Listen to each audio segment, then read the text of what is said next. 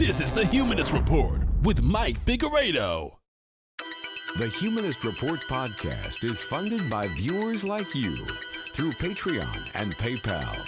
To support the show, visit patreon.com/Humanist Report or become a member at humanistreport.com. Now, enjoy the show. Welcome to the Humanist Report podcast. My name is Mike Figueredo, and this is episode 305 of the program. Today is Friday, September 3rd, and before we get started, I want to take some time to thank all of the folks who make this show possible. All of our newest Patreon, PayPal, YouTube, and Twitch members, all of which either signed up for their very first time to support us this week or increased the monthly pledge that they were already giving to us. And that includes Adam Prawl, Aztec Zicano 831, Channel, Chris R, Crazy Hawaiian and PA, J. Cole Knight, Leon Chow, Mad City Miss Kitty, Matt McClory, Zero X Gadget Maker, Tim Bob RN, Tyler Poe, Vorandan, and XAbleX96. So thank you so much to all of these kind individuals. If you would also like to support the show and join the independent progressive media revolution, you can do so by going to humanistreport.com/support, patreon.com/Humanist Report, or by clicking join underneath any one of our YouTube videos. This week, we've got a great episode for you. We'll reflect on the Afghanistan War, which has officially come to an end. Also, Republican lawmaker Madison Cawthorn tacitly encourages violence. Bernie Sanders promotes his $3.5 trillion reconciliation package. Also on this episode, an ICU doctor tears up discussing his experience with unvaccinated COVID-19 patients who are dying every single day. Prominent anti-vax Republicans continue to die from COVID, and we'll talk about how a California teacher caused a massive COVID outbreak in her state among her students. So that's what we've got on the agenda for today's episode, and some more segments. Hopefully you like what I have in store for you. Let's get right to it, folks. So over my right shoulder is a photograph of a man named Caleb Wallace, 30 years old, father of 3. He is the founder of the group called Freedom Defenders. Now this group staged 2 major protests against lockdowns related to the pandemic, protests against mask mandates, and also COVID-19 vaccines. Caleb Wallace, after founding this group, contracted COVID-19. He died. As Yahoo News explains, Wallace of San Angelo had been at the local Shannon Medical Center since July 30th. He had been unconscious, ventilated, and heavily sedated in the ICU there since August 8th, the San Angelo Standard-Times reported. Caleb Wallace began experiencing COVID-19 symptoms last month. Jessica Wallace, his wife, told the newspaper that her husband initially refused to be tested and took unproven home remedies for the virus, including high doses of vitamin C, zinc, aspirin, and ivermectin, a deworming treatment commonly given to livestock. Yeah, so obviously ivermectin did not save his life. The vaccines, however, would have saved his life. Had he not believed the misinformation about ivermectin being a treatment for COVID-19 that's sufficient, and had he just gotten what's been proven to be safe and effective, one of the COVID-19 vaccines, he would still be here today. He would still be there for his children today. But he fell for misinformation and he died after possibly influencing hundreds of other people through the group that he founded to also not take the COVID-19 vaccines, also to be anti-mask. But he's not alone. I want to talk about another individual named Robert David Steele. Now, you might have heard of him before because he famously proclaimed on InfoWars that NASA was running some sort of a child slave colony on Mars. And on top of that, he joined and popularized QAnon. He was a 9/11 truther, a Sandy Hook truther, and he later became a COVID-19 truther and even bragged about being one of the first people in the country to call the virus a hoax. Well, he ended up contracting COVID-19, and he also died from COVID-19. Vice News reports Steele, who was among the earliest QAnon promoters and helped the conspiracy theory move from the fringes of the internet into the mainstream, was hospitalized with symptoms of COVID-19 earlier this month, but he continued to spread anti-vaccine and COVID denial conspiracy theories until the end. Quote, "I will not take the vaccination, though I did test positive for whatever they're calling COVID today, but the bottom line is that my lungs are not functioning," Steele wrote in his final blog post on August 17th, accompanied by a picture of him hooked up to what appeared to be a ventilator. Now, Steele's friend, named Mark Tassi, who is a fellow conspiracy theorist because, of course, confirmed that he did indeed pass away, and he seems to be implicitly blaming the hospital, claiming that they didn't give him hydroxychloroquine tablets and even prevented him from taking said medicine. Except hydroxychloroquine wouldn't have saved Steele's life. Getting vaccinated would have, though. Notice a trend yet? Mark Bernier, considered a mainstay on conservative talk radio in Florida, was vocally anti-vax, even considered himself Mr. Anti-Vax, claimed that the government was acting like Nazis by encouraging vaccinations, I think you already know. As Politico reports, a conservative Florida radio host who spoke out against COVID-19 vaccines died after a weeks-long fight with the virus, marking the third radio personality to die from coronavirus who publicly rejected vaccines. Yeah. And look, we can keep going. Christian radio host Jimmy D. Young, who called vaccines government control, dies of COVID-19. Unvaccinated Florida woman comes home from COVID hospitalization to find unvaxxed husband dead of COVID. Conservative radio host who mocked vaccines, Phil Valentine, dies of COVID-19. Vocal anti-vaccine broadcaster Dick Farrell dies from COVID-19 complications. Leslie Lawrenson, who bought into anti-vax misinformation on Facebook and shared videos of himself after contracting COVID, telling people that it's nothing to be afraid of, ended up dying from COVID-19 as his condition worsened. Do you get the point yet? How many people who you listen to are going to die from getting COVID-19 after telling you that the vaccines aren't safe, aren't effective? How many more deaths is it going to take? I don't understand it. A lot of folks probably, they started on this trajectory, they believe that vaccines aren't safe or they're less safe than getting COVID-19 because they were duped by misinformation. They vocalized this and then somebody confronted them about that and maybe they doubled down and they're just like abiding by this belief because it's really difficult as human beings to be proven wrong. But this isn't about proving anyone wrong or anyone being proven right. This is about your life. This is about your life. What do you care if you're proven wrong or right at the end of the day if you end up dying because you refuse to do what's been proven to be effective at preventing death because of this virus? What's it going to take? I don't understand why people will seek out some sort of alternative treatment, be it hydroxychloroquine, ivermectin, when we know exactly what's going to prevent you from landing in the ICU or dying from COVID-19. The COVID-19 vaccines.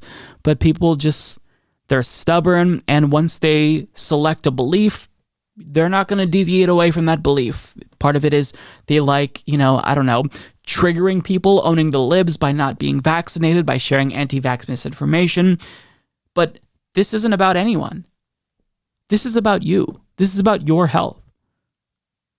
So what I want my viewers to do is share this video. Share this video with someone who they know who's anti-vax. And understand that this video being shared isn't out of spite. It's not to prove you wrong. It's to tell you to protect yourself. These deaths are sad. And yes, it is deaths of people who are propagating the spread of misinformation that will lead to more deaths, but it's still sad. And these should be lessons to everyone who listens to these individuals. They're dying because what they said was wrong. And it doesn't matter if you getting the vaccine means that you were proven wrong. It's not a defeat to do what's right and logical to protect yourself. It's to be celebrated. I know people in my life who were anti-vax. They saw the way that COVID-19 affected one of their loved ones, and then they got vaccinated. Guess what? I didn't shame them. I didn't shame them and yell at them and say, see, I told you I was right. I commended them for doing that.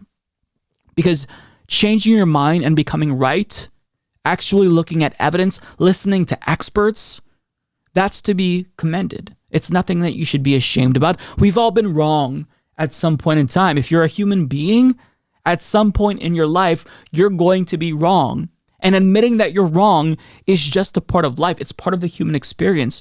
And what's worse, dying from COVID-19 or living but having to admit that you were wrong? And, I'm assuming that people deep down know that they're wrong. I think a lot of people truly believe, to their cores that this vaccine is more dangerous than the virus, which is absurd. But they have been duped by misinformation. And as many people as we can possibly convince, I want to try. I think that's a worthwhile endeavor because every single life matters. Seeing these folks die at such young ages is horribly sad. And had this person not been stubborn and misinformed others possibly, who might also die, things could be different. So just stop with the stupid misinformation, turn off Facebook, stop listening to Fox News, and listen to what medical experts are saying. Look at the evidence in front of you. The vaccines are safe and very effective. Get vaccinated before it's too late. If not, I don't know how many more of these stories it's going to take to convince you. But I mean, this is your life that you're playing with here. So if you're wrong, may the odds ever be in your favor, because this is not something that I want to be wrong on. When it comes to stories related to health, or issues related to health, rather, you don't want to be wrong here. You can be wrong on other issues. But on this issue, if you're wrong and you get COVID-19, it's catastrophic. Dr. Ahmed Al-Hadid is the ICU medical director at Jupiter's Medical Center in Florida, and he went on CNN to discuss his experience working in the ICU with COVID-19 patients, and he tears up describing this experience of nonstop pain, suffering, and death that he sees every single day, which is difficult to grapple with considering all of these deaths that he's witnessing. It's all preventable. These people would likely not be in the ICU had they gotten the COVID-19 vaccine. So take a look at his experience, and then I want to talk about what he says when we come back. My next guest says he is tired, exhausted, and he's working double shifts to keep up. Dr. Ahmed El-Haddad, the ICU medical director at the Jupiter Florida Medical Center, joins me now. Doctor, thank you for your time. You are frustrated. Why? Thank you, Pam, for having me. We're frustrated because we're tired of seeing people die and suffer because they did not take a vaccine. The vaccine has been available since December 14th, and it's readily available. Over 350 million doses have been given in the United States, and we're tired of telling the families that their loved one's not going to make it. We're tired of telling the patients, what do you have to say to your daughter or your son? I recently had a patient that's 37 years old, has 2 kids, and she was not vaccinated, and she had to FaceTime her kids for the last time before she had, a tragic end. I mean, what you just described could have been me if I wasn't vaccinated. I mean, that is the scary thing. And I think that is the important point, is that at this point in the pandemic, if you are not vaccinated, you could be that person you just described. How much more difficult is it right now to fight the coronavirus compared to this time last year? Well, this variant is eating away at the lungs. It's causing collapse of the lung. It's causing air to escape and surround the heart and compress the heart. And we're seeing the patients die faster with this variant. The patients are requiring, everything we have, but we have no medicines to help us with this. The only thing that we see that is preventing death is a vaccine. We're tired of seeing these people die just because they're not vaccinated. It's very frustrating. The nurses are overwhelmed. The nurses are crying. My practitioners are crying. And even I, when talking to somebody and telling them this is it, you have anything to say to your loved ones for the last time, you're not going to say anything else. We're going to put you in a chemically induced coma, and you're going to be dead in a few days. It's very hard to say that over and over and over again. That's got to take such a tremendous emotional toll on you. What is that like, having to go through that day in, day out? It is very difficult. If it wasn't for my wife and my kids to go home to, but it's even harder when it's your friends. I have a patient now that's the father of one of my son's classmates, and he's not expected to make it. He was not vaccinated. And I also have an ICU nurse that was just delivered a baby and didn't take the vaccine because she didn't know if it was safe or not. And it's not her fault. It's not anyone's fault. We just urge, people to take the vaccine because we don't want to lose anybody else. That was really tough to watch. Seeing him tear up made me tear up. It's just, I can't imagine what it's like to see this every single day. I mean, I've talked about compassion fatigue on this program that nurses are experiencing working with COVID-19 patients who they beg to get vaccinated, they don't, and then, it's the same story. But not everyone develops this thick skin. A lot of people are traumatized working with this COVID-19 patients. He explained how, nurses are overwhelmed, they're crying, general practitioners are crying, ICU doctors are crying. It's just, it's so much death that you are seeing every single day. And it's more emotional, it's more difficult to deal with knowing that every single death here could have been prevented. I mean, these doctors, individuals like him, they're going to suffer with PTSD for the rest of their lives. Sure, you can say that they signed up for this, right? They agreed that they wanted to do this. They wanted to be medical professionals. They wanted to help people. But I mean, something like this is too much. I mean, they're human beings. There's only so much that you can handle. And seeing this every single day, it's going to take its toll. And we saw it take its toll on him. He's the ICU medical director at Jupiter's Medical Center. And he's tearing up, describing the situation, telling another patient that they're going to die. Do you want to call your family? I mean, it's just gut-wrenching. And he said that there's a 37-year-old unvaccinated woman who had to FaceTime her kids for the last time before she died. This is heartbreaking. It's so heartbreaking. It really speaks to how deadly misinformation is. Because every single one of these people believed that they were better off not getting vaccinated because they either saw it from a Facebook meme or part of some Facebook group that led to them believing in anti-vax nonsense because they saw it from Fox News or Newsmax. Either way, it shows how deadly misinformation is. He's seeing the consequences firsthand of people spreading this anti-vax bullshit.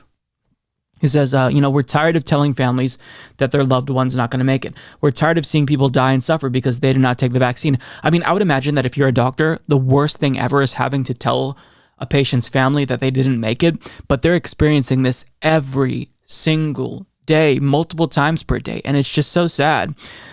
So, he described how, he was saying to one patient, or he tells patients that they're not going to make it, they're going to be put in a medically induced coma.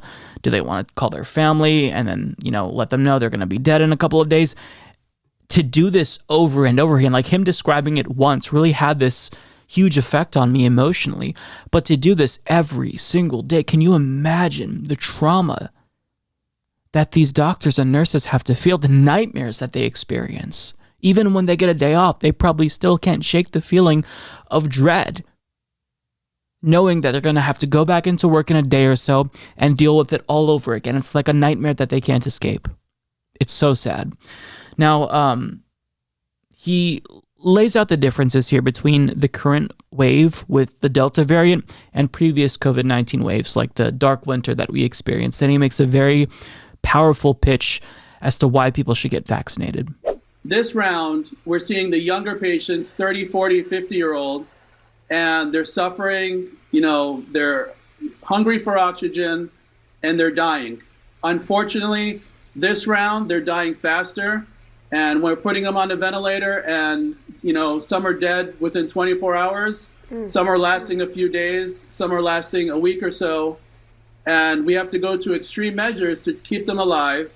And at the end, they're going. So there's no magic medicine. We've been trying everything that anyone can think of globally to, try to prevent these people from dying, but it's not working. The only thing that we're finding is that the vaccine is preventing death. It's preventing patients from coming to the ICU.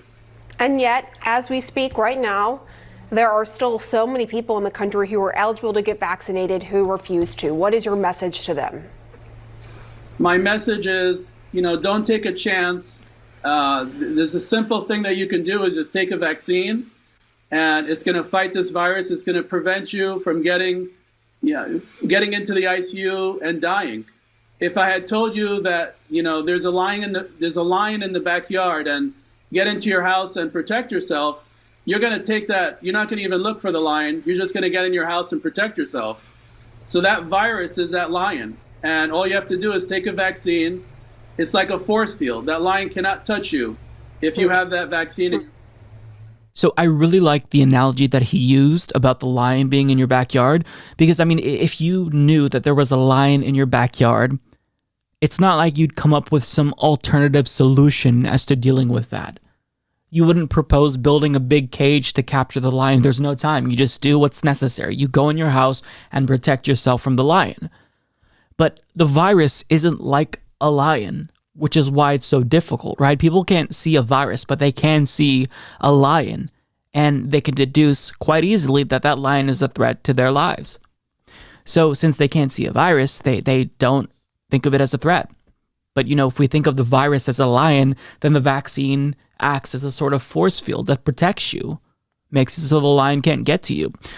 I think that these doctors who make this case, if there's going to be any success whatsoever at convincing reluctant anti-vaxxers, their stories are gonna do it. But then again, some people are so far gone that they think that individuals like this doctor are crisis actors, and nothing will convince them. They just have to experience it for themselves, unfortunately. And I hope that that's not the case.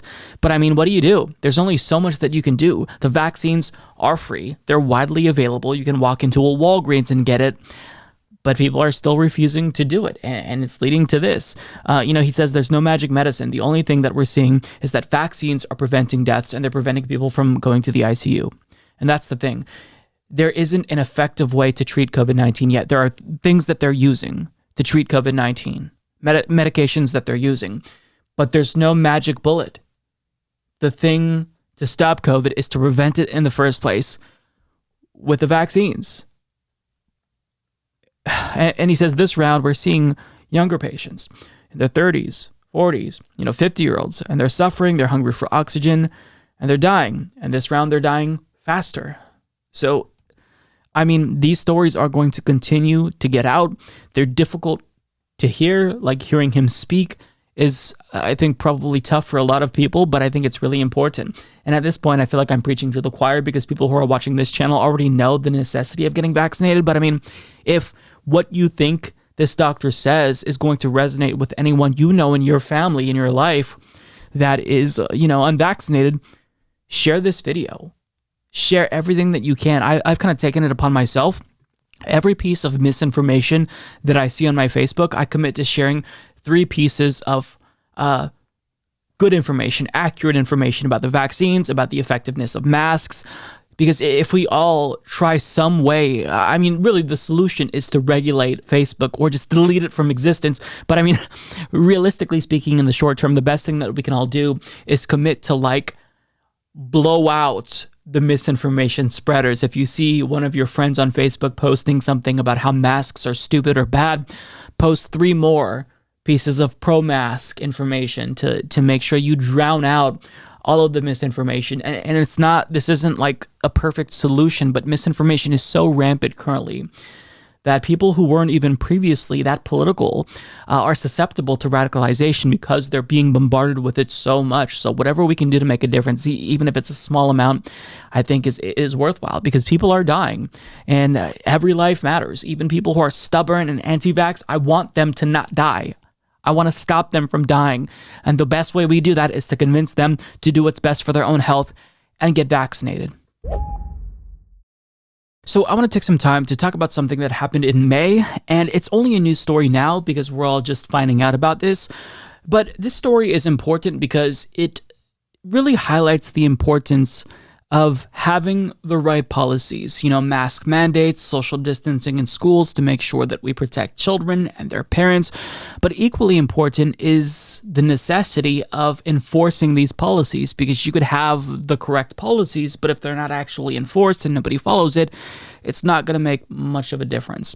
And that's what this story here is about. Now, keep in mind, this took place in May, And this story relates to the former COVID-19 strains, not the Delta variant. So if this story talks about a massive outbreak relating to the original COVID-19 strain, presumably, then imagine how bad things can be this time around if something like this happens again. So this is about a teacher who infected lots of students because she did not follow the proper protocols.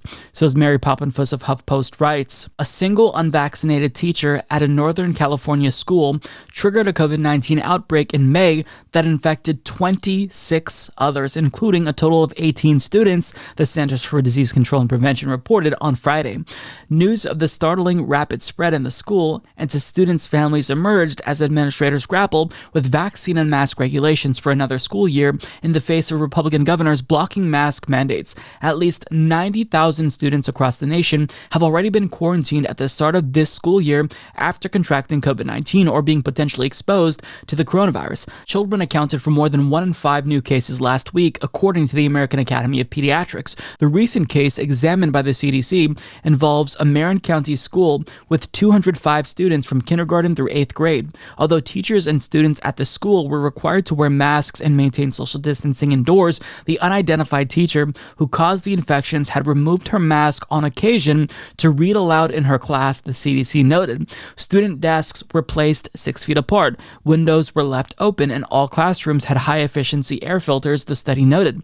The teacher worked on May 19th and 20th while experiencing early COVID-19 symptoms before testing positive and taking sick leave. By May 22nd, students also began experiencing symptoms, the CDC reported.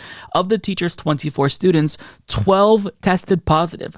8 of them were seated in the first 2 rows of the classroom. An additional 6 students in another grade also tested positive. Parents and siblings of students in both grades were also infected. 3 of the adults who tested positive were fully vaccinated, according to the CDC. So, look, I just spoke with an epidemiologist about this very thing, and I posted a video about this on the channel, about the potential, transmissibility of the Delta variant among children as kids enter a new school year. And Dr. Caitlin Jetelina said that, you can actually have kids return to school in person relatively safely by doing mask mandates, social distancing. And there weren't as many cases with kids, last year.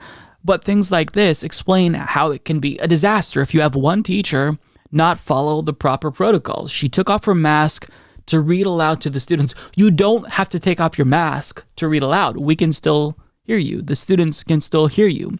So her recklessness led to multiple children being infected. And if this was with the older strain, the original strain, imagine what can happen this time if a teacher does this with the Delta variant.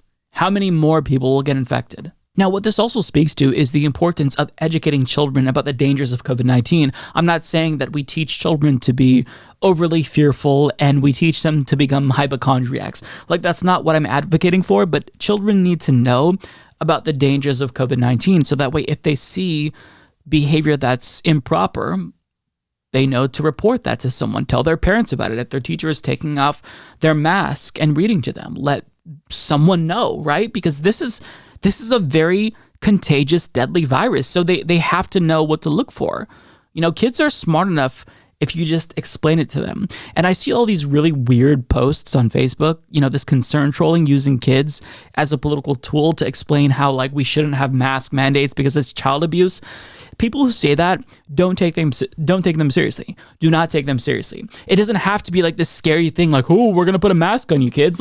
Make them pick out a mask that they like. I don't know, a princess mask. If I were a kid, I would think that I was dressing up as a ninja or something. Kids love wearing masks during Halloween. It doesn't have to be this scary thing, but kids need to know what's happening in the world. Educating children is really important, especially if you have a lot of teachers who probably, like other individuals, are, anti-mask, anti-vax. So from time to time, maybe they violate protocol. But this story shows the severity of what could happen if they're not following this procedure. I mean, kids, they have to know what to look out for. They should know that during a pandemic, taking off your mask in public is inexcusable. So they should be able to look out for someone who's not doing what they should be doing. And it's hard because there's not a lot of adults currently who are good examples when, we've politicized this pandemic. Or when I say we, I mean Republicans have politicized this pandemic. But still, like, this is awful. It's scary. So, look, I mean, all that we can do is educate children as much as we possibly can.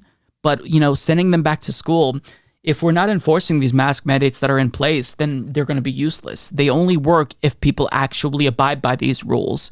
And, you know, I don't want to train kids to be narcs, you know, and tattletale on people. But this is a pandemic. This is a unique time. It's a bizarre time to be alive. So we need to make sure that kids are protected, and they know that if their teacher isn't, you know, going to follow the procedures, they can either tell someone about it or confront their teacher themselves. I mean, this is people's lives we're talking about. This is children getting infected. So they need to know what to look for. This is horrifying. Senator Bernie Sanders is going on a tour around the country to promote his $3.5 trillion reconciliation package. And if he actually pulled this off and got this package passed, it would be a game changer. It'd be the most sweeping set of policies to be passed since the New Deal. We're talking about a Medicare expansion that would include dental, hearing, vision, universal pre-K to every single child in America, tuition-free community colleges. And if he actually did this, I think this would secure his legacy permanently. Now, let's all be honest here. This isn't exactly what we wanted when he ran for president, right? Individually, each of these policies, they are incrementalist. Like it or not, these are incrementalist policies. Medicare for all is preferable to a Medicare expansion. Free college is preferable to just free community college. Having said that, though, what I think Bernie Sanders wants to accomplish is, since Joe Biden is a right-wing Democrat, he's taking all of the good portions of what Joe Biden ran on, all of the most progressive provisions in his platform, and he's saying, okay, if you want all of this incrementalism, we're just going to pass everything at once. We'll pass all of your agenda at once. And that way, if we're getting incrementalism, we're getting lots and lots and lots of incrementalist changes all at once, which is better than nothing. So Bernie is trying to do everything that he possibly can do to make the most progress. And I think that it's important, right? I mean, if you can't run, then walk. If you can't walk, then crawl. As long as we're moving forward, that's really important. Getting everything that we can accomplished before 2022, when the GOP is likely going to take back at least one chamber of Congress, is really important, because we're not going to have another chance to put forward any climate-related policies. And what this would do is it would invest in clean, renewable energy. So this is important. It's not the end-all, be-all. It's not a panacea. It's not going to save the world, but would it help? Yes. So Bernie's going on a tour to promote this, and he is considering going to two states in particular of interest to a lot of people: Arizona and West Virginia. And I think that the reason why he wants to go there is pretty obvious, because two right-wing Democrats who are standing in the way of this reconciliation package come from those states. So as Eris Foley of The Hill reports, Senate Budget Committee Chairman Bernie Sanders says he's open to paying visits to Senator Joe Manchin's and Kyrsten Sinema's home states to pitch a $3.5 trillion social safety net package that would advance key parts of President Biden's legislative agenda.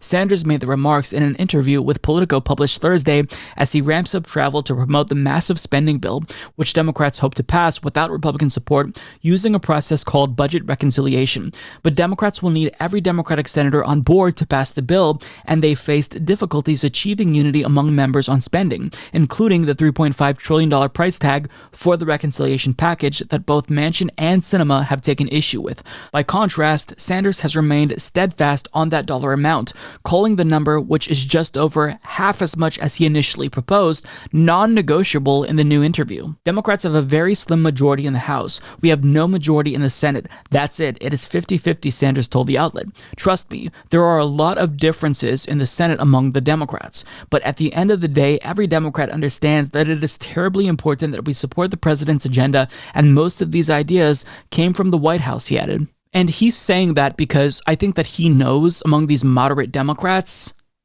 Joe Biden, like, you can't say that Joe Biden is socialist. So if Bernie Sanders basically pitches this as, hey, this is President Joe Biden's agenda, like, are they going to call Joe Biden a socialist? I mean, Joe Manchin might, Kyrsten Sinema might, But, he's seemingly more reasonable to these right-wing Democrats if he pitches this as Biden's agenda. Biden, who is a right-wing Democrat. And I like that Bernie is proposing this because this is what he said he'd do if he ran for president. If you have, reluctant senators like Joe Manchin refusing to support your agenda, you go to their home states and you shame them. You cuck them in their home states, for lack of a better word. You go to their constituents and you sell this package to their constituents. They're not going to want their constituents to turn on them because they want to get reelected. So, you do what you can to exert pressure, and going to the home states of these senators is, I think, really, really important.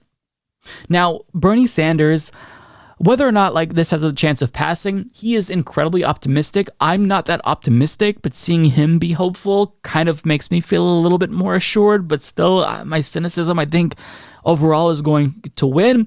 But Bernie thinks that this is going to pass. Despite differences amongst party members, Sanders expressed confidence in the recent interview that the forthcoming spending package will still fetch the necessary votes to pass both chambers. Sanders said that every member of the caucus understands that this is transformative for the American people. It is the right thing to do, and it is politically popular, he added. So look, he's optimistic. He thinks this is going to pass. So I hope he's right. I really, really hope he's right. I'm not that optimistic, but the fact that he thinks there's a chance, I'd imagine that he believes that. Otherwise, he wouldn't go around the country wasting his time trying to sell Americans on the benefits of this package. Now, he is correct that this is incredibly popular. So any senator, right-wing or not, who doesn't support this is incredibly stupid. This is something that you can brag about to your constituents for the rest of your career. A USA Today Suffolk poll found that 52% of Americans support the $3.5 trillion package. Now, support does decrease as the price tag goes up, according to the USA Today Suffolk poll. However, a Data for Progress poll found that support doesn't actually change for this reconciliation package depending on the price tag. So overall, the main takeaway is that this is popular, and that's the point that he needs to hammer home. That's the point that Democrats have got to hammer home. This is popular. If you want your constituents to be happy with you, support this. Now, as it relates to Kyrsten Sinema and Joe Manchin, they couldn't care less about what their constituents want. They basically serve their donors 100% of the time. So what you have to do is make them fearful. Make them fear that their own constituents will revolt against them if they don't vote in favor of this reconciliation package. All it takes is for one deflection, and this whole entire package goes up in flames. So I think that what Bernie Sanders is doing here is really important. It's not what I hoped for, right? I wanted Bernie Sanders to be pushing for Medicare for all. I wanted him to be pushing for student debt cancellation and tuition-free public colleges, but that's not the reality that we're living in. So what he's trying to do is make the best of this terrible situation, and he's trying to push Biden's agenda in any way that he can. And look, honestly, I think that Bernie cares more about these things than Biden cares about these things. I don't even think that Biden cared about any of these solutions. If you ask him what was on his policy proposals, like on his website when he was running for president, he couldn't name more than 3, right? Biden, I don't think he cares about these things. It's evident to me that Bernie cares more about these things because Bernie Sanders actually cares about the people, and he's pushing for this more than Biden is. But at the end of the day, I don't give a shit who cares about what. All I care is that we get the results. All I care about is these policies being delivered. And it would be nice if Joe Biden did anything to assist Bernie Sanders here in trying to push for these, use his bully pulpit to exert pressure on individuals like Joe Manchin, Kyrsten Sinema. But still, I think Bernie, him doing this here is really important. And I hope that the left gets its act together and assists Bernie Sanders here. Because what he's doing, even if all of these policies individually are incrementalist, if they're all passed at once, it would still have a huge impact on people's lives positively. And we need that. We need that. So I hope that Bernie is successful, and I hope that organizations like the Sunrise Movement and, Roots Action all rise up to kind of help Bernie and, direct the grassroots to assist Bernie Sanders as he tries to sell this reconciliation package to Americans across the country. Because if we got this, it would really make a difference. So I feel like I really shouldn't have to say this because it's pretty self-evident to anyone with common sense, but the Republican Party is absolutely insane. They are off their rocker, and with each passing day, they grow more and more unhinged. And I don't even think that is hyperbolic to say that the Republican Party, like the current iteration of Republicans, they're effectively a death cult. And when you consider the fact that they refuse to expand healthcare at all, they want to gut existing social safety net programs, they want to do away with Social Security, they're pro-war, they're seemingly on the side of a virus that's incredibly contagious as they, ban mask mandates in certain states and they spread anti-vaccine misinformation.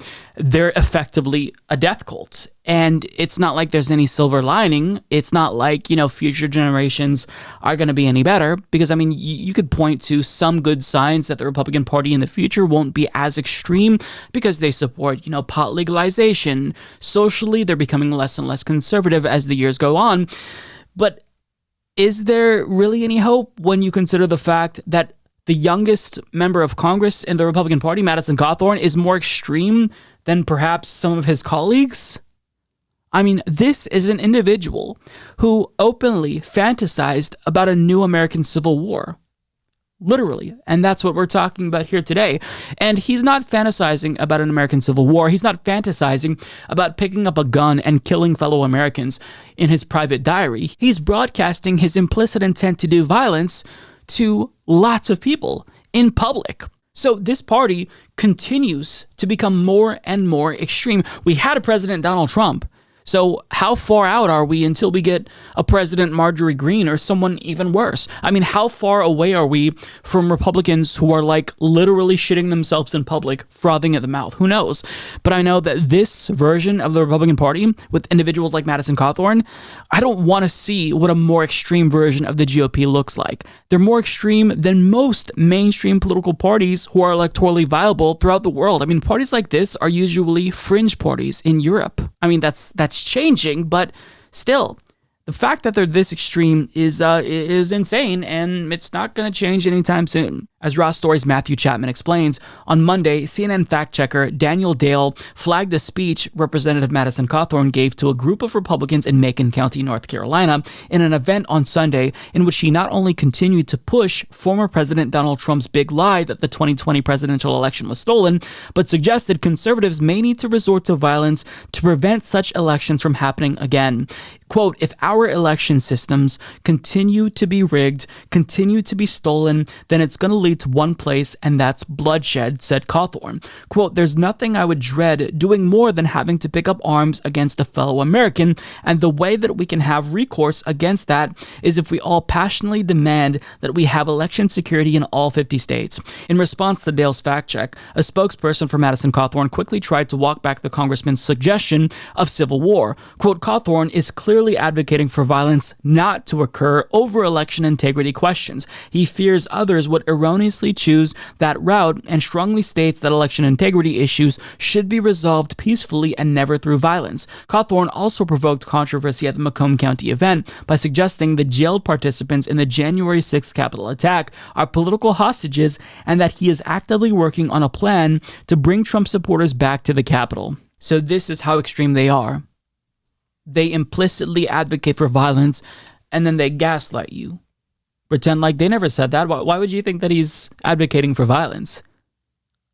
He's only saying that if the election is stolen again based on their conspiracy theories, which are not verifiable at all, but if they continue to be delusional and believe that the election was stolen, even if they have no evidence that that was the case, well, then it might lead to some Americans picking up guns and just killing other people, doing a new civil war. And of course, he wouldn't want to do that. He definitely doesn't want to, have it come to that. He dreads that. But he would do it. Oh, you think he's advocating for violence? How stupid of you. He only called the people who stormed the Capitol political hostages. Why would you think he's advocating for violence? This kind of rhetoric is exactly what encouraged people to storm the Capitol on January 6th. There's disagreement over objective reality. He can say something. Republicans, generally speaking, can say something, and then they'll deny that they said that, even if you have them on tape. They'll say, no, that's not what I was saying. I meant this other thing that even doesn't make sense when you put it in context, but I meant the opposite of what you think I said. Okay. Empirical reality doesn't work that way. Okay? I think that sometimes people say things that are open to interpretation, but first of all, what you're saying is, I really hope that there's not violence, and if this party continues to spread lies about the election, there will be violence. I mean, first of all, that standard is impossible because the election wasn't stolen and you're claiming that it is, and it's going to lead to violence and possibly should lead to violence if it's stolen again, or you think it's stolen again because you're stupid and believe in conspiracy theories. So understand why what he's saying here is absolutely insane.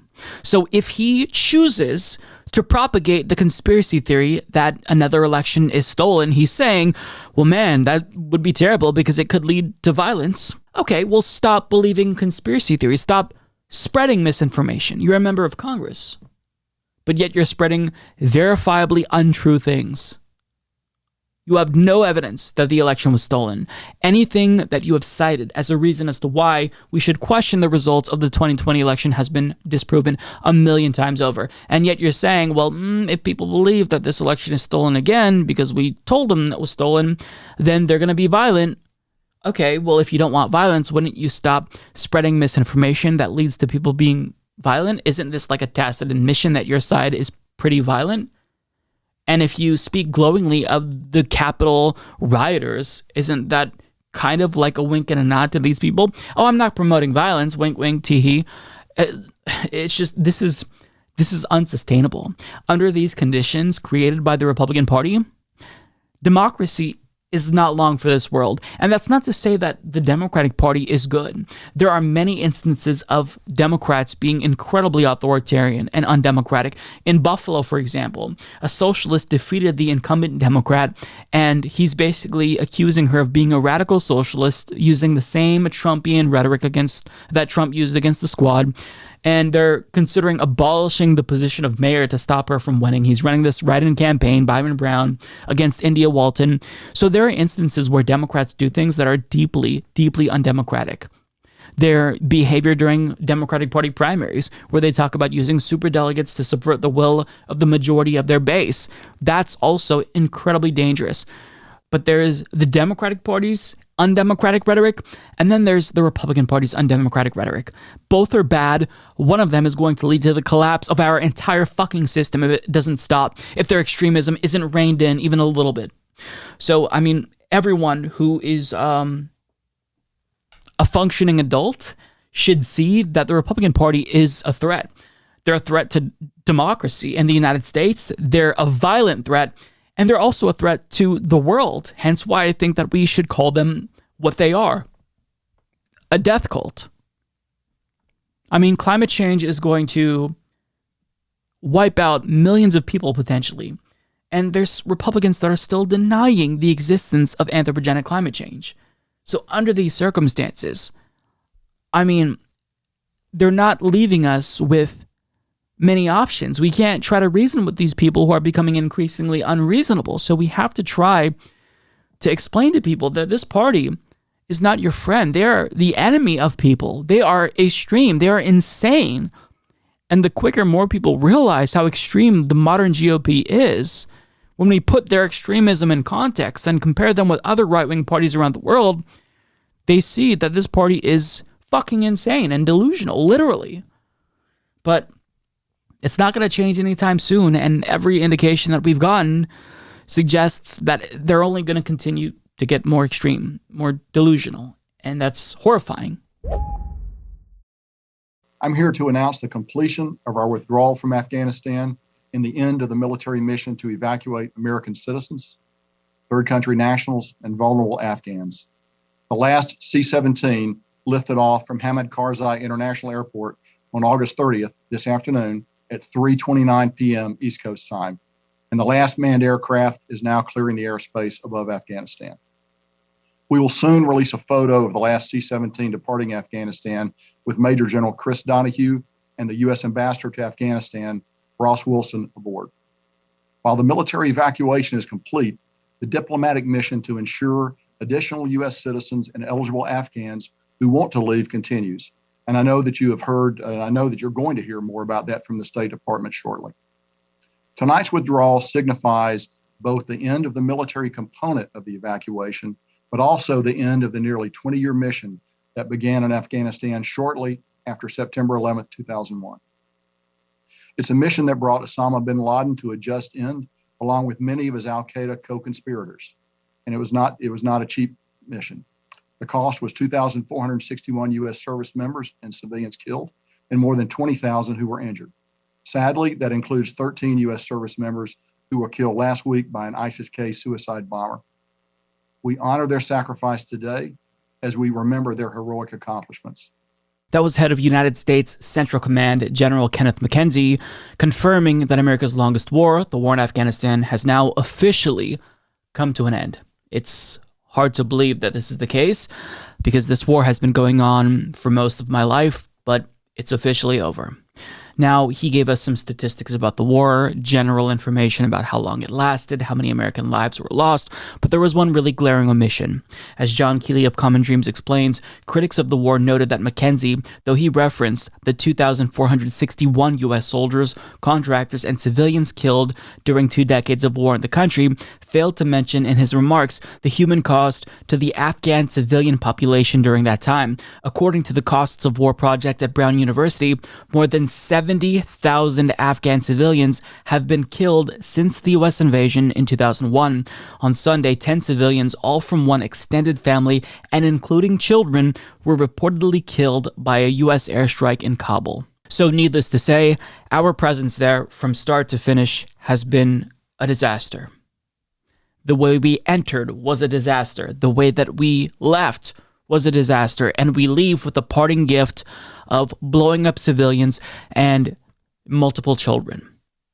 It's just heartless. It's disgusting. And really, this should serve as an example as to why future generations should never advocate for war. Look back to this moment. Look back to the Afghanistan War to acknowledge that there is never a good reason to invade another country. There's a lot of reasons that are cited as to why we should invade. Perhaps, the media will cite humanitarian reasons.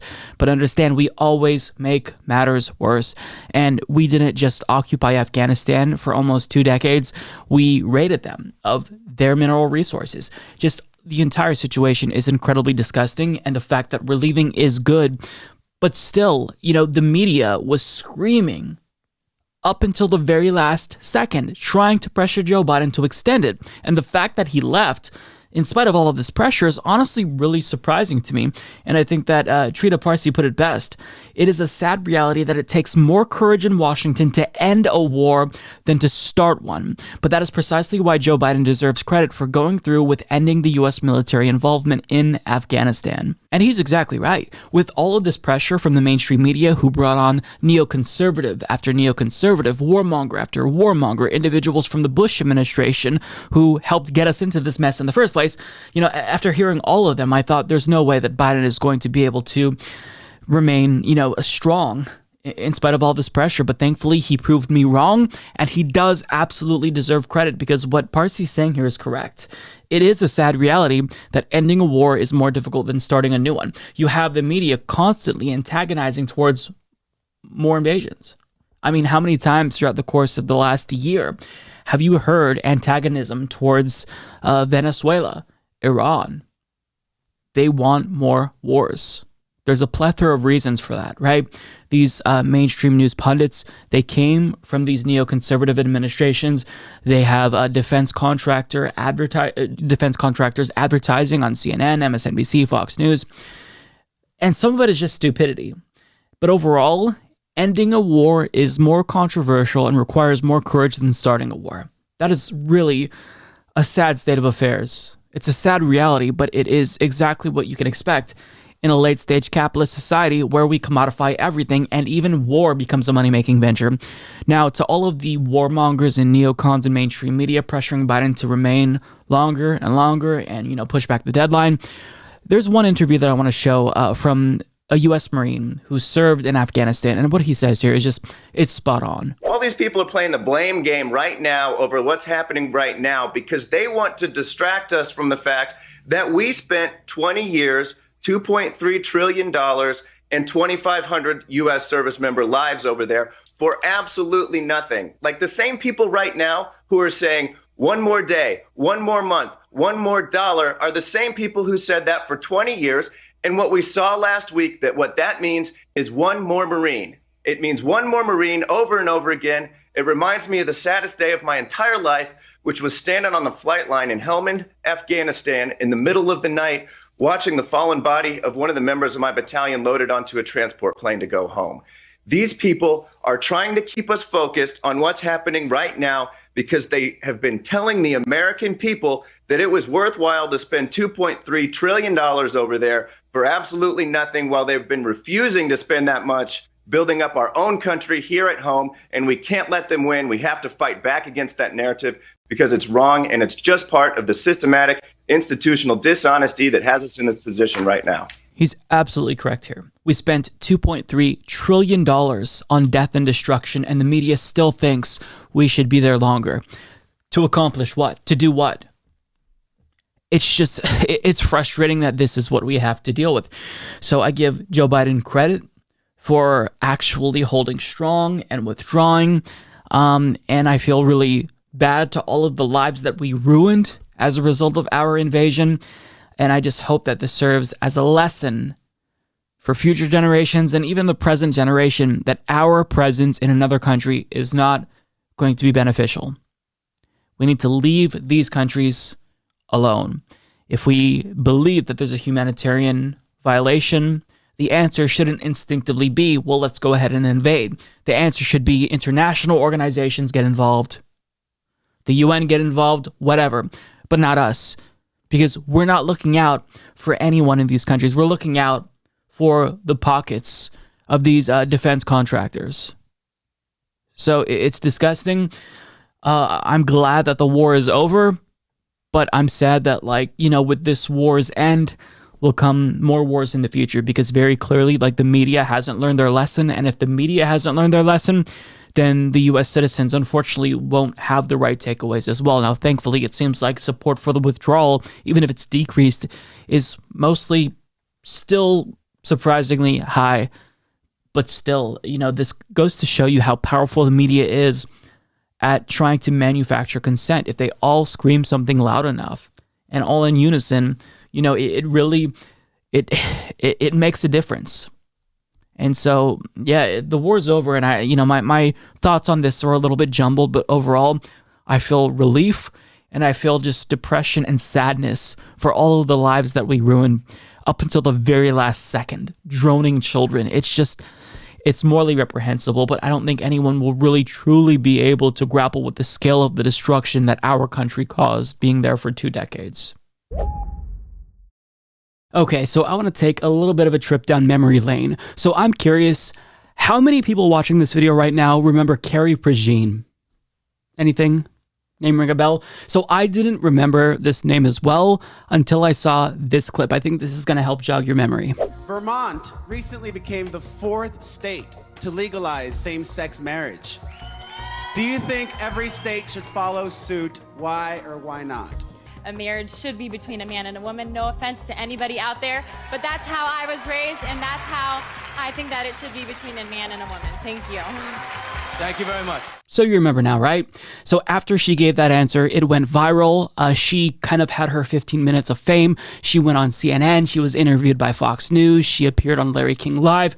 So I'm talking about her now in 2021 because I want to give you an update as to where she's at right now and what she's doing.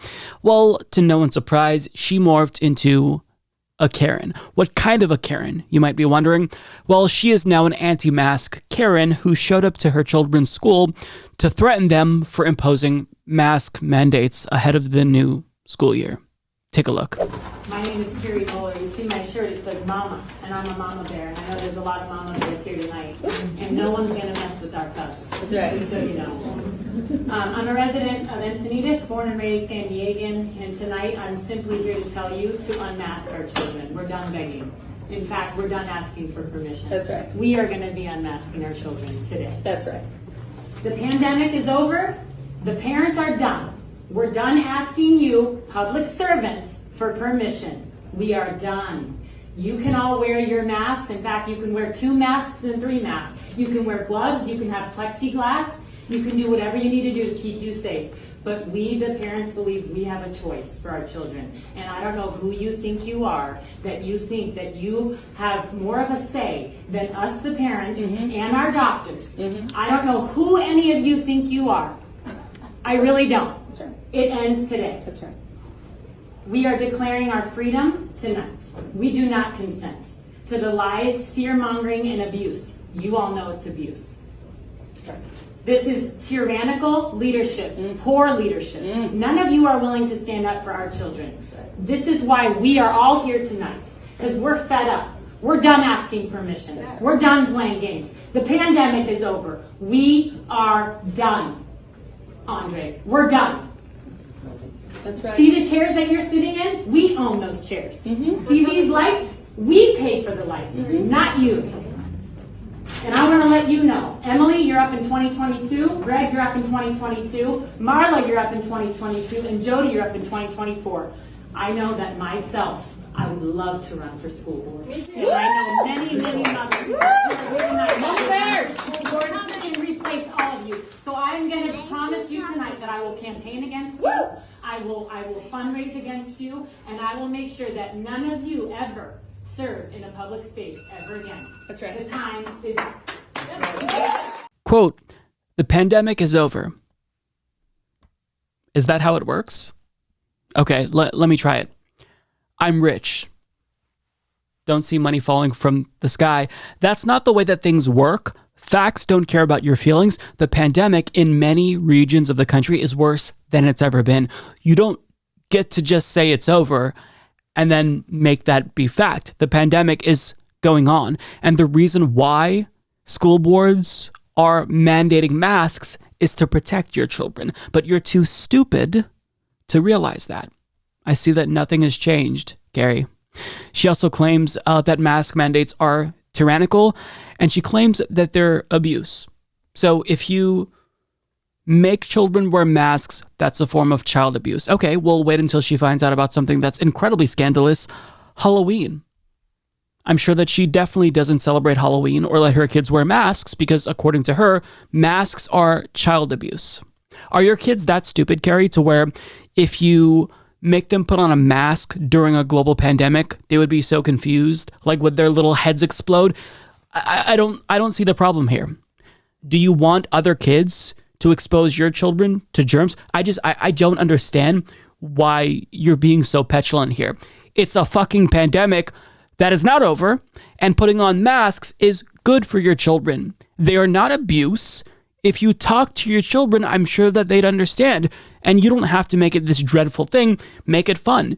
Like if I were a kid going to school and I could wear a Ninja Turtles mask or a Power Rangers mask or a Pokemon mask, I would love that. It doesn't have to be this negative thing. It's only negative because of you, because you're petulant, because you're a conservative and you're an airhead. But I don't want to single out Carrie too much because she's not alone. Parents across the country have been showing up to school board meetings and they have been ripping them because of these mask mandates. In fact, in one county, a fight actually broke out over mask mandates, and this local news reporting on it was just pay attention to the reporter's face, like the look on his face. You can tell how shocked he is at what he saw unfolding before his very eyes. County students must wear a face mask to school. That's the brand new order being issued by the superintendent. It comes just before a meeting was supposed to allow parents to have their say. But as NBC2's Dave Elias joins us live and he reveals, Dave, that decision has already been made. It has already been made, and let me tell you, what I'm seeing here is just unbelievable. Both sides are arguing over a decision that was just made by the superintendent to invoke a mandatory mask policy for 30 days. I'm told that it does take effect on September 1st. Now, you have both sides here arguing over whether or not a mask should be worn in the schools. I can tell you that I just saw two doctors try to walk into this building and they were shoved off of the sidewalk back into the street here. So that's out of control. That's how out of control things are getting. And just looking around, we've got some sheriff's deputies here, but right now I see no authorities here. We're told that all of them are inside as tempers erupt here outside of the Lee County School District headquarters. And again, all of this may be for naught, as the superintendent already made the decision to impose that mask mandate. We, of course, will continue following all of these latest developments, and we, of course, will keep you posted. We're live in Lee County. Dave Elias, NBC2. When you walked in, I saw you get shoved, both of you. Can you confirm that happened in your reaction? So actually, Dr. Wallace got shoved. She was actually... I was just trying to make my way to the door so I could come in and fill a comment card, and a woman stood in front of me and bumped me out of the way. I was trying to get Cindy Banier's attention and tell her hello and thank you for coming, and a woman pushed her body into me. So, are you shocked at what this has become? Not at all. Been watching it on social media for weeks and months and months. I'm not at all. Okay, right here. Look, right here. So as you can see, fists are now flying. All of this on live television. Fists are flying. Unbelievable what we are seeing here today unfold live. Now we can see the sheriff's deputies are coming out here to get between the two groups. A lot of confusion, a lot of anger, as a lot of deputies now are finally pouring in to see exactly what happened. And again, I was live and I saw somebody push one of the people that was supporting the mask mandate. And again, now we have deputies here trying to get this under control. So, Nate, to answer your question, yes, tempers are flying here today. And again, the only word I can use to describe this in my 32 years of broadcast covering is I am shocked at what is taking place here.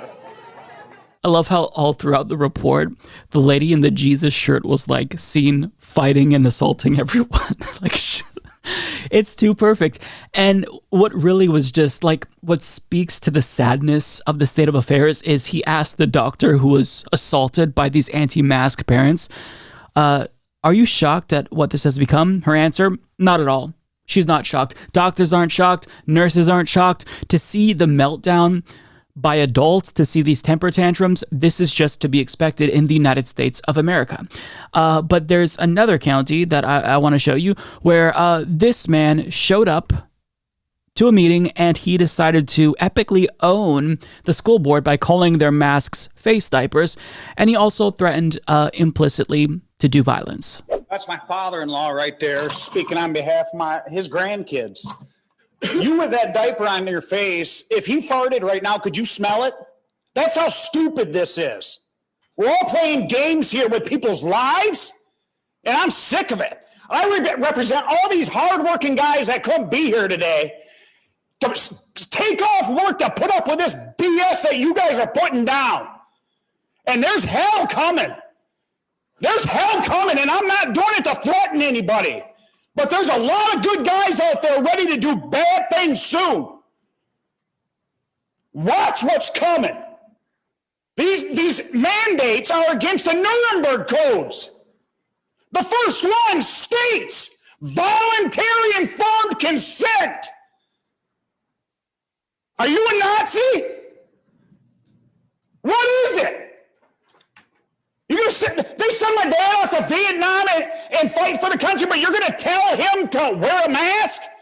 Sir, I appreciate the fact that I can't control myself. There's a lot of other guys that can't control themselves. Talk to me. That's why they're not here right now. I have nothing else to say.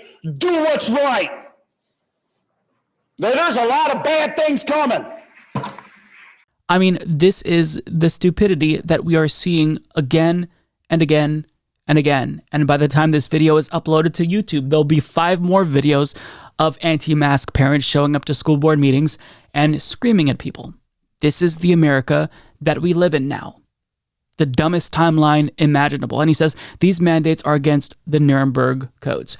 No, mask mandates and vaccine mandates are not against the Nuremberg codes. This is like a new thing that they're all saying. Like, remember at first, a couple of months ago, they were saying you can't actually ask for my vaccination status because that violates my HIPAA rights. So they find these buzzwords that they don't understand, and then they cite it as like a get out of jail free card. No, mask mandates and vaccine mandates, they do not violate the Nuremberg codes. The Nuremberg codes refer to experimental medicine requiring consent from people. You can't conduct medical experiments on people unless they consent. The vaccines are not experimental. When they were in their clinical trial phase, all of the participants gave their consent to be participants. They're no longer experimental. Masks are not experimental at all. They have been proven to be effective. So what you're saying is dog shit. You're trying to find some way to reason against these mask mandates, but you're just unreasonable. But he's not the only individual to threaten violence, because another person who's actually running for public office in the state of Pennsylvania, as a Republican, of course, claimed that, all we have to do is forcibly remove these school board members. Just do violence. Just remove them. And then that's how we get rid of the mask mandates. Take a look. We got parents looking at the bylaws. I plan on going in these school boards. Ian and other strong men. Men, where are you? Men, wake up, smell the coffee. Let's go. Make men great again, right? Make men men again. Let's go. Men, I need you in the coming weeks, because when we walk into those school boards, we're going to have everything we need to do to go in there with those 9 school boards that voted to put these masks back on the children with no scientific. It's done. Giving them the research and the data. Do you understand that? Forget going into these school boards and bringing data. You go into school boards to remove them. That's what you do. They don't follow the law. You go in and you remove them. I'm going in with 20 strong men. I'm going to speak in front of the school board, and I'm going to give them an option. They can leave or they can be removed. And then after that, we're going to replace them with nine parents, and we're going to vote down the mask mandates that evening. That evening. This is how you get stuff done. Forget writing your legislators. Forget it. They're not listening. You got to do something. It's us. It's we the people. When I see criminals trying to take my rights and my beautiful children and everything that they're going to do, you're going to have to take my life. There's no way. I'll die on this hill. There's no way. No way. He seems like a very reasonable, well-adjusted, responsible adult.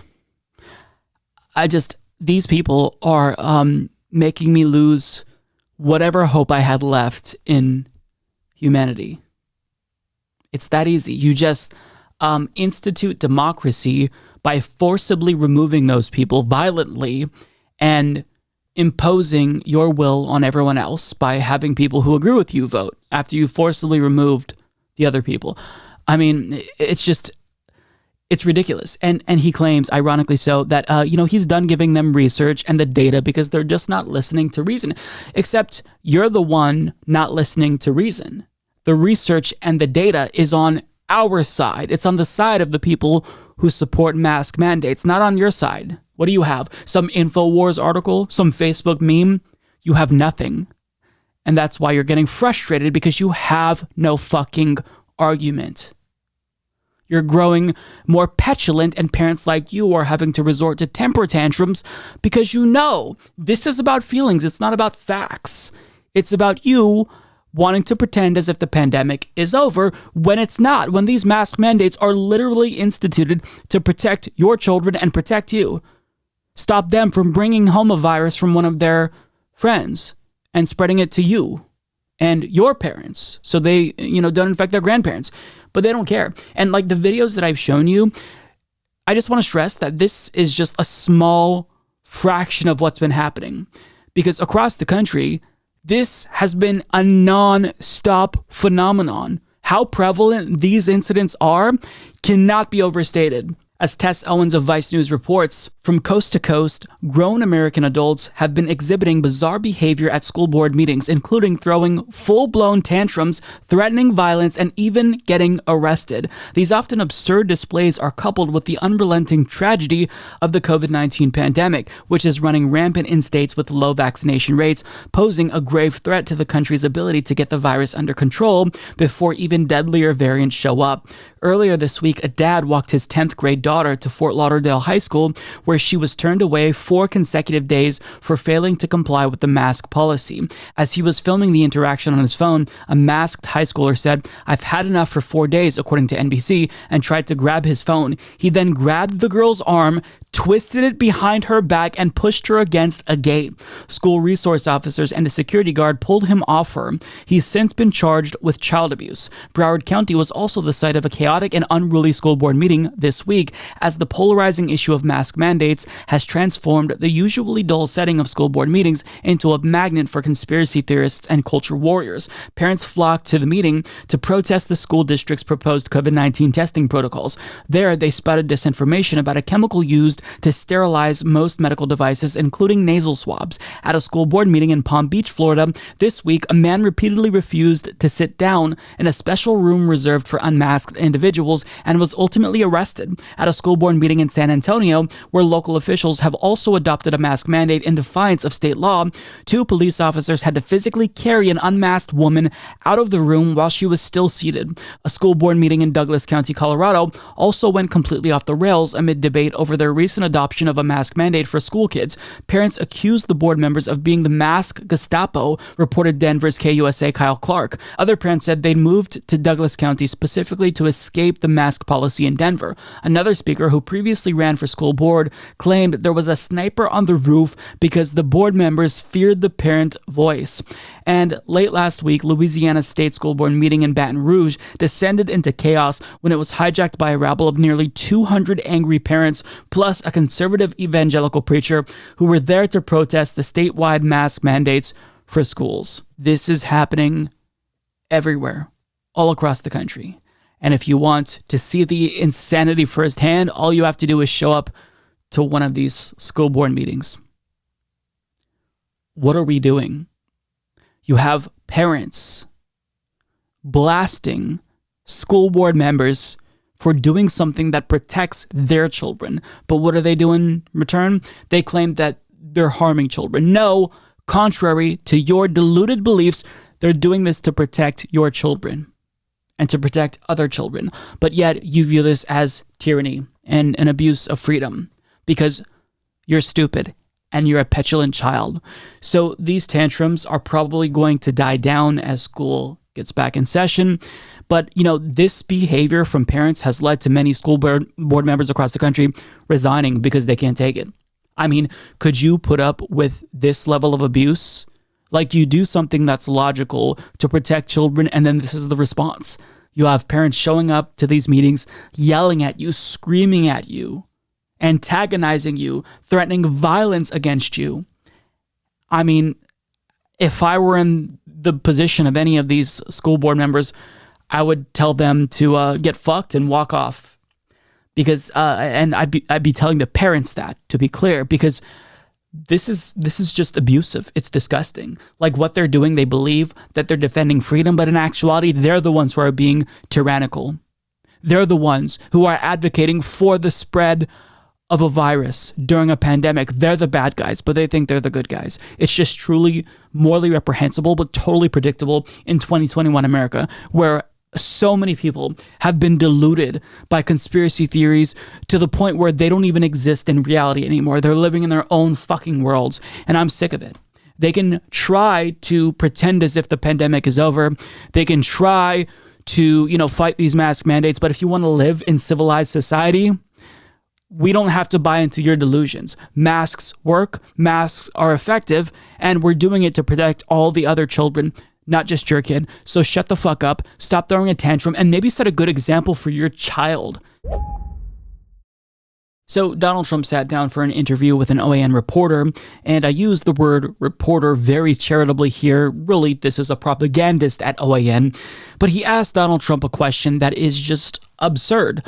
He asked if Donald Trump believes Joe Biden is going to bring in refugees from Afghanistan because this is what's going to help Democrats win future elections. It's not because we ruined their country and we have a moral obligation to bring in Afghanistan refugees here. It's because this is going to be the Democratic Party's plan to win elections. Now, it's not even like Joe Biden is planning on doing much to help Afghanistan refugees. We really should be bringing in millions of Afghanistan refugees. But there are reports about how the U.S. is scrambling to find other countries to take in Afghanistan refugees.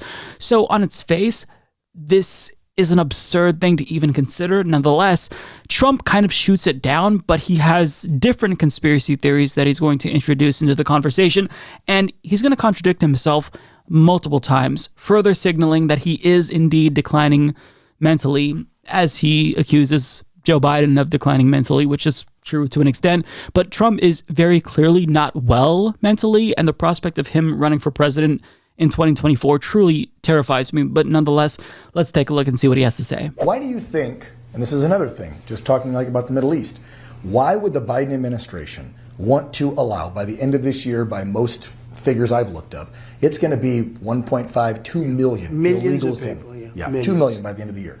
Why would you want to do that? Are you trying to then, and we see where we're shipping them. They're shipping them to the Midwest, the South, red states mostly. Is this a plan for another way to cheat at elections? So they say it's the votes, but I don't think so again. You know, I don't want to be naive. I think they're grossly incompetent. I really do. I don't think it's the votes because they cheat on the elections. They don't need votes. They cheat on the elections. I mean, you look at 43,000 votes were found last night. They cheat on elections. When you cheat on elections, you don't have to destroy the country. They're destroying our country. Our country will not survive this. Our country will not survive.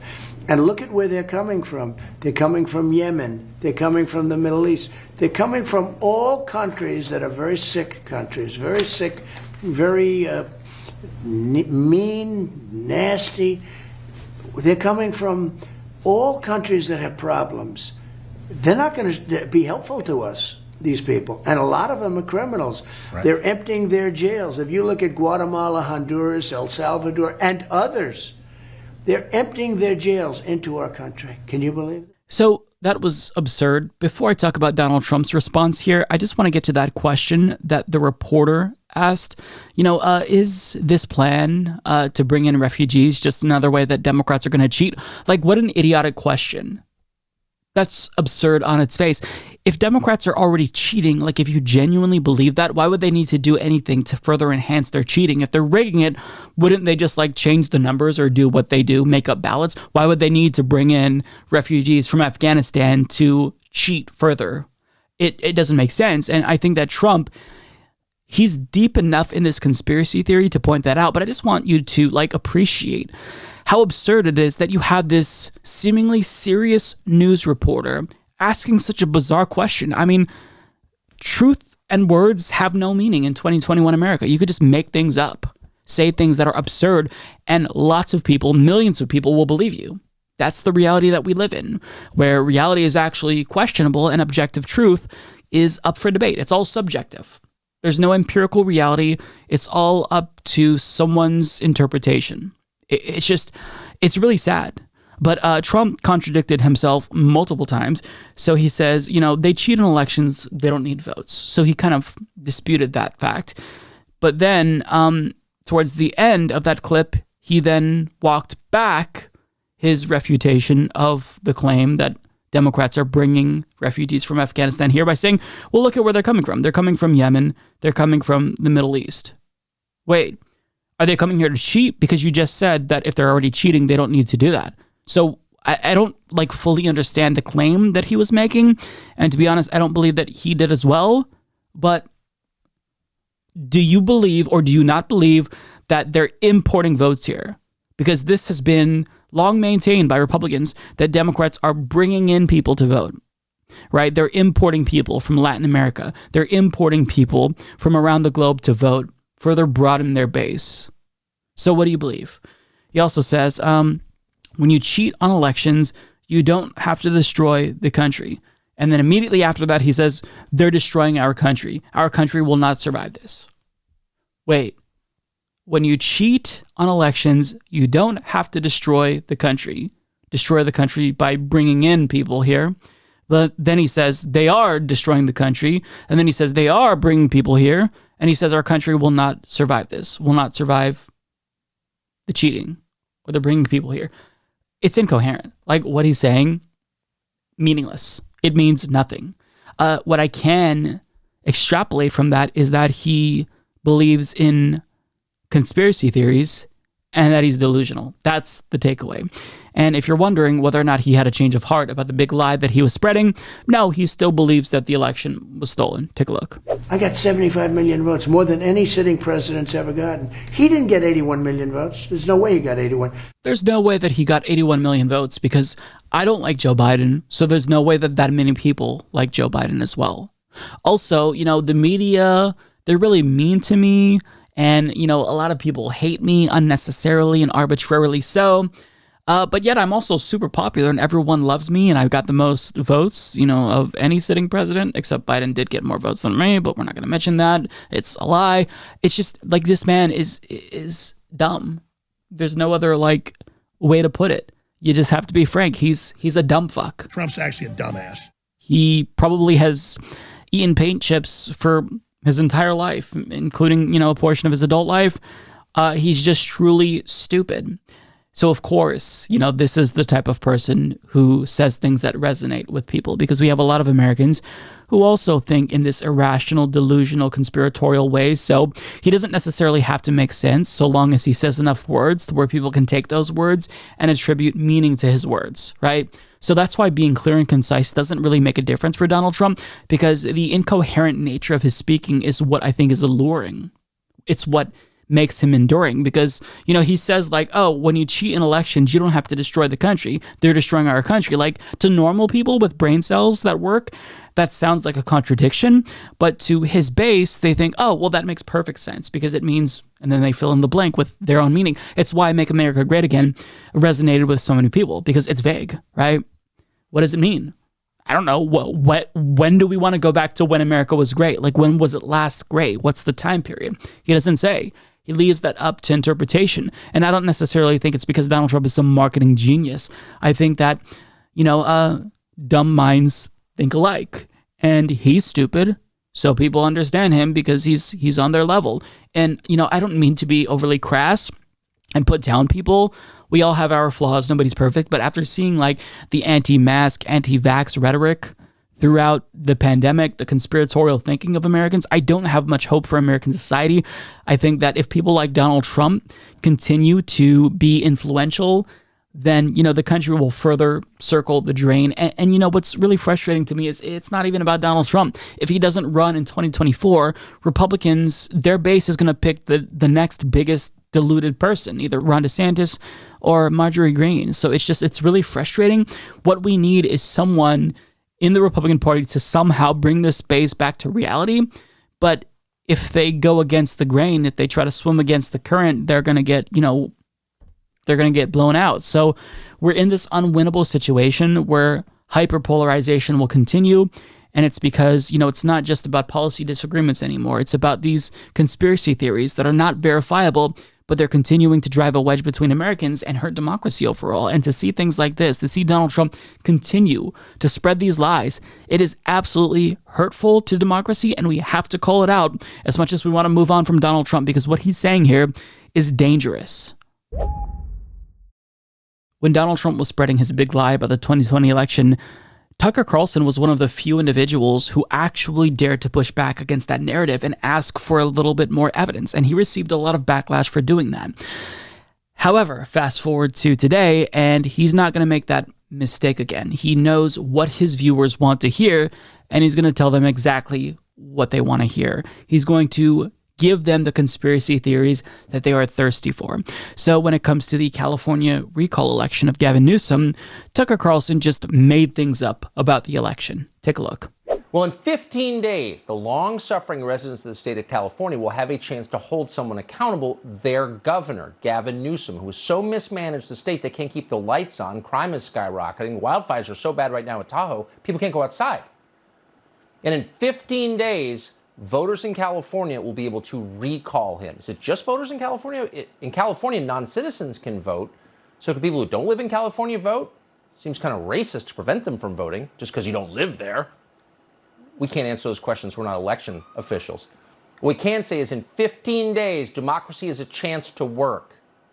Let's hope that it does. Non-citizens are not eligible to vote in this recall election. That's a lie. He made that up. But what he's doing here is providing Republicans like Larry Elder with an excuse. So in the event the recall effort fails, well, it's not necessarily because Republicans didn't turn out to support one of the Republican candidates running against Gavin Newsom. It's because, Democrats allowed non-citizens to vote. This is a lie that is continuously spread, but it just changes a little bit, right? Back in 2015, when we saw Republicans advocate against admitting Syrian refugees, well, what was the argument? Well, they just want to change the demographics so that way Democrats have a better chance at winning. They're essentially importing new voters. They say the same thing about immigrants from Latin America. They're saying it now about Afghanistan. In fact, an OAN reporter was asking Donald Trump about this very thing. Are they just trying to win elections by importing Afghanistan refugees here? So this is what they do. But it's a lie. You don't get to just make up things, right? And if anything, the Republican Party, they're the ones who are resorting to cheating in order to win elections. That's why after Donald Trump's big lie, we're seeing them change the rules in so many states. All of the things that actually drove turnout, like drive-through voting in Texas, for example, they're trying to get rid of that. Mail-in voting, that drove turnout. So in a number of states, they want to get rid of that as well. They want to impose strict draconian rules, voter ID laws, all to make sure that fewer people vote because they're the ones cheating. So when they say things like this, it's all projection. But when it comes to the California recall election, this is a really serious moment that I think people need to take seriously, because what we're about to witness is possibly a power grab by the GOP, who's taking advantage of California's absurd laws. But while we're on the subject of the California recall election, I do want to give you some additional details about this, because if Democrats don't actually perform here, if they don't get out the vote for their party, then what we're seeing is a Republican takeover of California, which could be catastrophic given the options that will likely come to power. Larry Elder, most likely.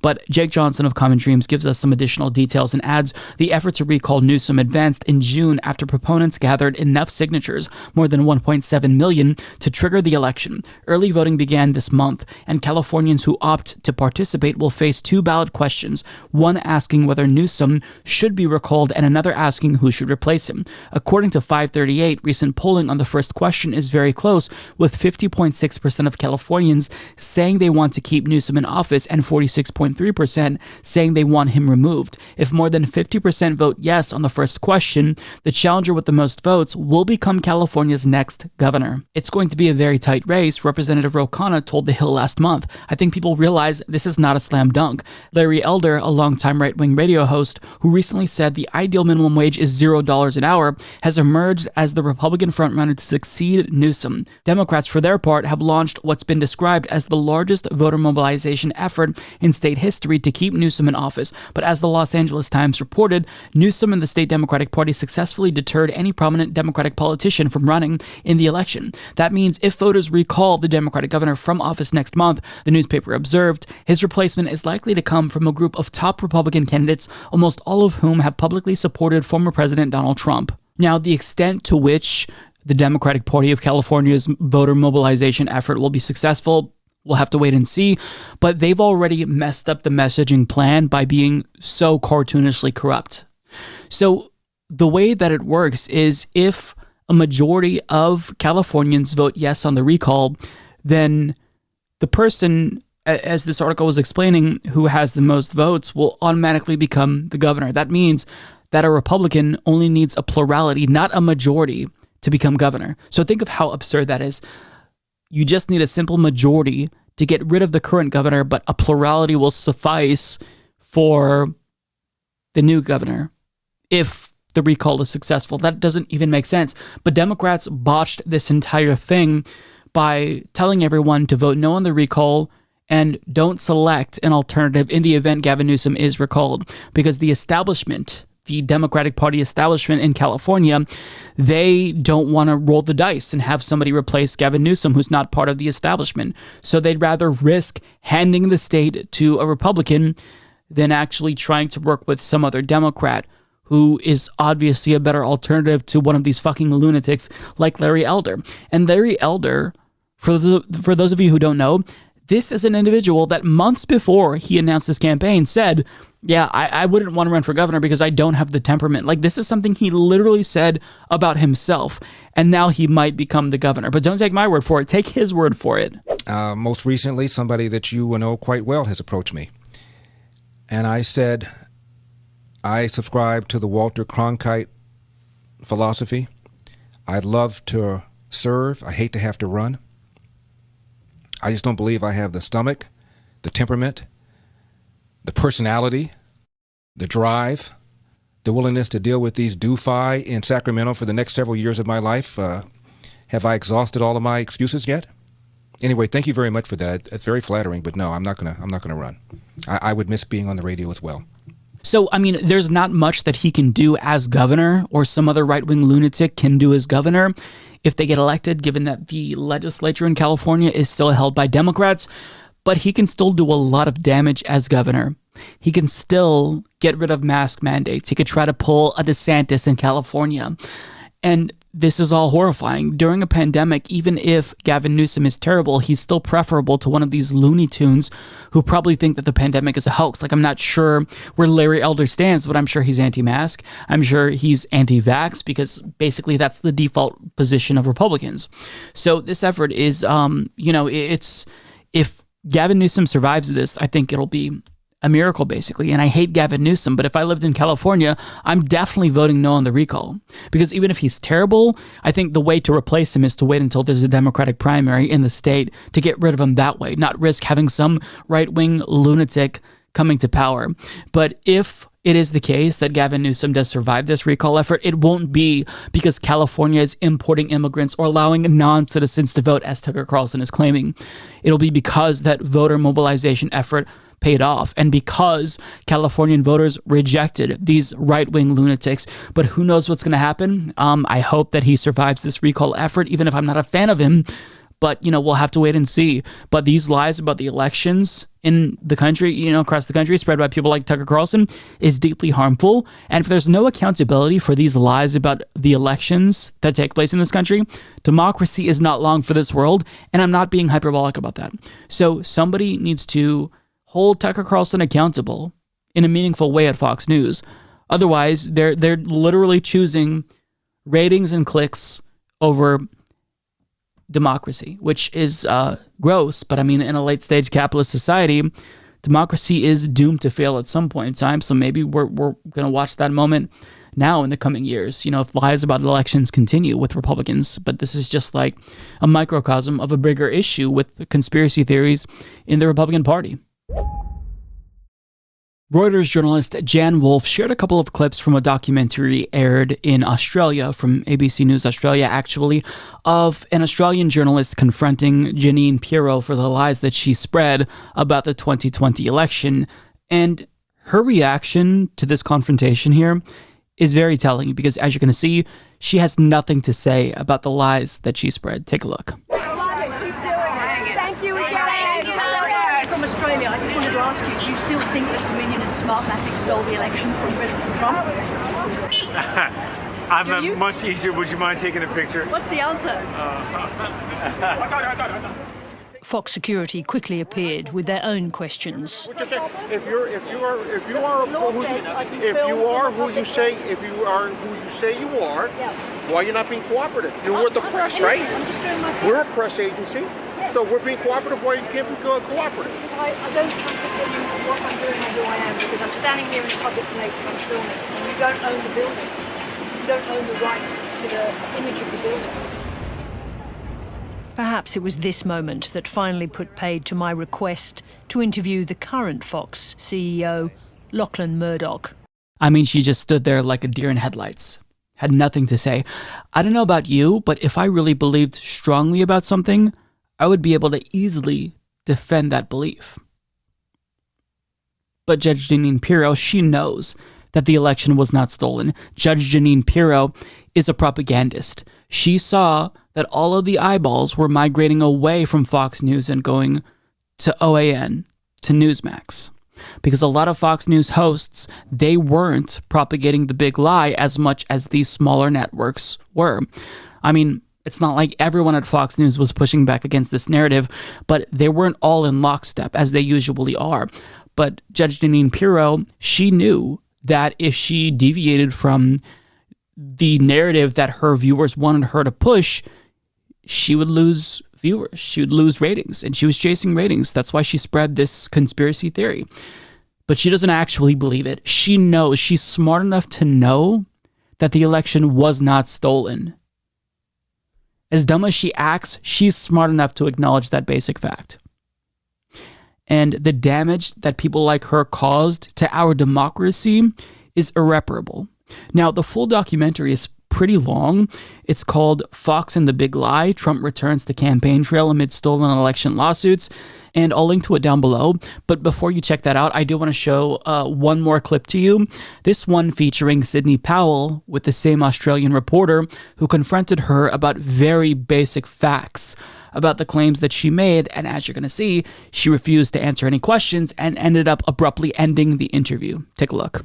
Let's get a few simple facts straight. In how many states were Smartmatic machines and software used in the 2020 election? I don't even know the exact numbers. But you were making some big statements, very dramatic, critical statements about Smartmatic. You must have known what their involvement was in the election.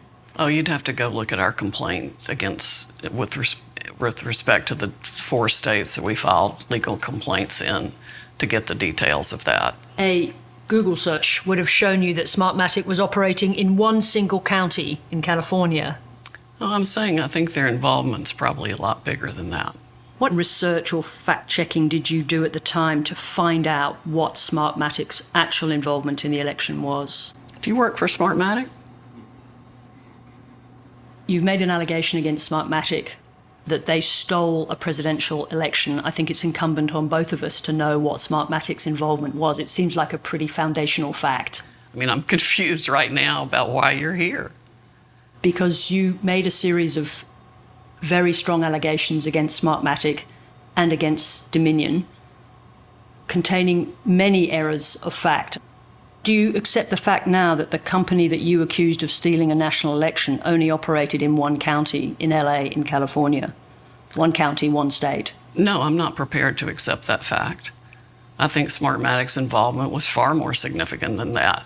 Do I think they're trying to minimize their involvement? Of course I do. You said that Smartmatic owns Dominion. How do you justify such a basic factual error? I'm going to stop this interview. It's wholly inappropriate in the litigation that we're in. But we're not even in the area of great dispute. These are the simple facts of who owns what. No, we're done. I'm sorry. These are facts. When we are in litigation against me personally, I understand that, but we're billions yes, of dollars. I understand that these are very serious.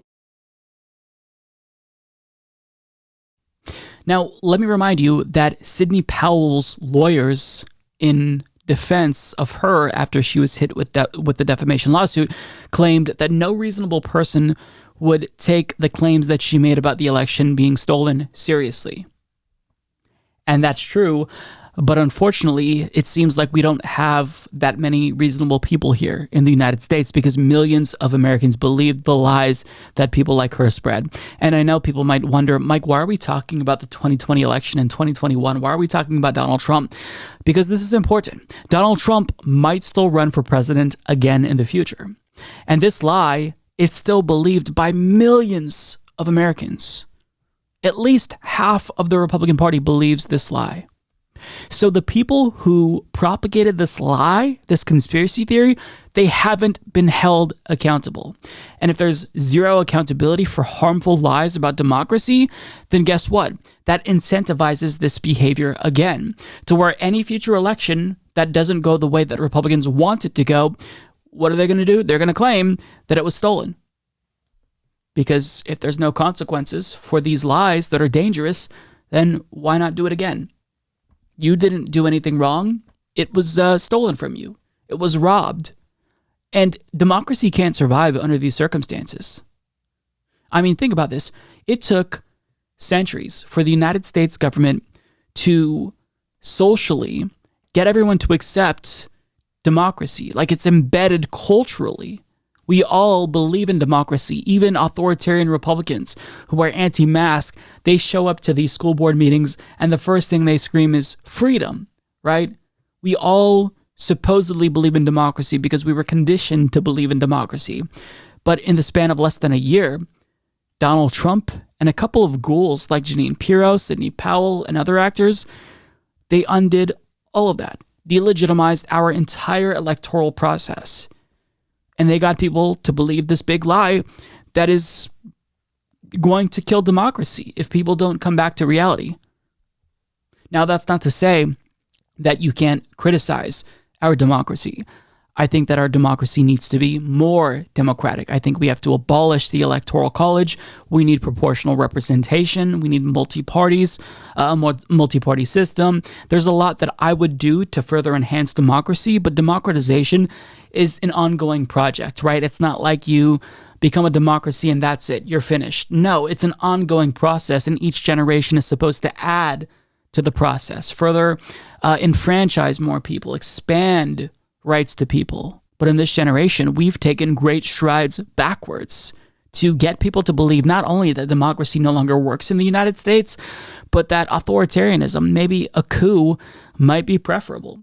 So the people who spread these lies, they have to be confronted, and they should never be able to live this down because of how harmful it is. So I give credit to that Australian news reporter for caring and confronting people like Jeanine Pirro. Their responses should tell you everything that you need to know. They don't believe this. They're lying to you. If you're a Fox News viewer, they were lying to you. They were telling you what they thought you wanted to hear. Well, that's all that we have for today's show. Thank you all so much for tuning in, and thank you if you've made it this far in the episode. I really appreciate the small audience that always tunes in to these full episodes every single week. We have like a really small audience who listens to this, the audio version, and a small audience who always tunes into the full episodes. I really appreciate it. If you want to watch these full episodes before anyone else, you can sign up to be a Patreon patron or YouTube member. At the $5 level, you get these full episodes every single Friday, usually before Fridays. So yeah, support the show more if you want to. And if you're already supporting the show, then thank you so much. Like and share these videos. You know, doing that goes a long way. Commenting really helps us with the algorithm. So yeah, well, I'll see you all next week. I think I'm done talking. I've exhausted my brain energy, and I'll have to leave it there. So take care, everyone. My name is Mike Figueredo. This has been the Humanist Report. I'll see you all next week, folks. Bye.